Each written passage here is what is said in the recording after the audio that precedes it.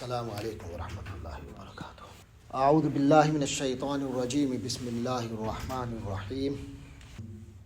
واذکروا نعمت اللہ علیکم ومیثاقہ الذی واثقکم بہ اذ قلتم سمعنا واطعنا واتقوا اللہ ان اللہ علیم بذات الصدور، صدق اللہ العظیم۔ سورۃ المائدہ کی آیت 7 تلاوت کی ہے۔ گزشتہ آیات میں جانوروں کے حوالے سے بات تھی، کون سے حلال ہیں کون سے حرام ہیں، پھر شکار کے حوالے سے حکم آیا، اس کے بعد عبادات کے بارے میں بات آئی، طہارت کے حوالے سے گزشتہ روز۔ آج کی آیت نمبر 7 میں ہے کہ وَاذْكُرُوا نِعْمَتَ اللَّهِ عَلَيْكُمْ، تم لوگ یاد رکھا کرو اللہ کے احسان کو جو تم پر ہوتے ہیں۔ اللہ کے جو تم پر احسان ہیں ان کو یاد رکھا کرو، مستحضر رکھا کرو کہ اللہ نے تم پر کتنے احسان کیے ہیں۔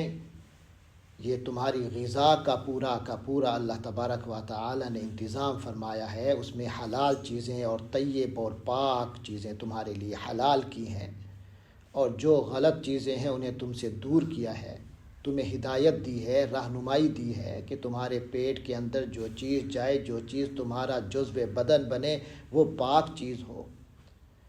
پھر اس پاکی کے بعد اللہ نے تمہارے جسم کی پاکیزگی کے لیے، عبادات کے لیے، تاکہ تمہارے دل پاک رہیں، تمہارے دماغ پاک رہیں، اس کے لیے تمہارے لیے اتنا انتظام کیا ہے، ہدایات دی ہیں، رہنمائی دی ہیں۔ تو احسان تو اس کے کتنے ہیں، تم ان کو یاد رکھا کرو۔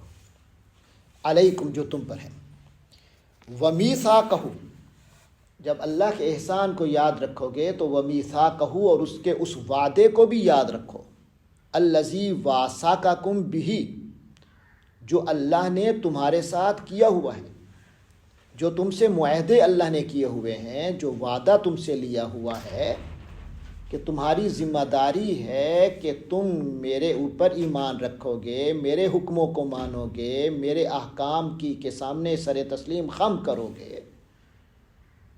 یہ جو تم نے ایمان لے آئے تھے، تم کلمہ پڑھتے ہو، یہ وعدہ ہی تو ہے۔ یہ جو ہر نماز میں ایاک نعبد و ایاک نستعین کہتے ہو، یہ وعدہ ہی تو ہے۔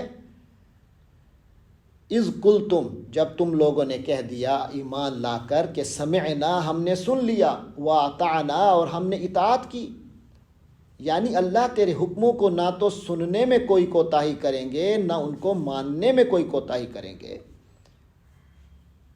جب تم نے یہ کہہ لیا تو اب اس وعدے کو پورا بھی کیا کرو۔ واتقوا اللہ، اور اللہ سے ڈرتے رہو۔ ان اللہ علیم بذات الصدور، یقین جانو کہ اللہ تو جانتا ہی ہے، بذات الصدور، جو سینوں کے اندر کی باتیں ہیں، تمہارے جو دل کی باتیں ہیں اللہ وہ جانتا ہے، تمہارے ارادے، تمہارے خیالات سب اللہ کے علم میں ہیں۔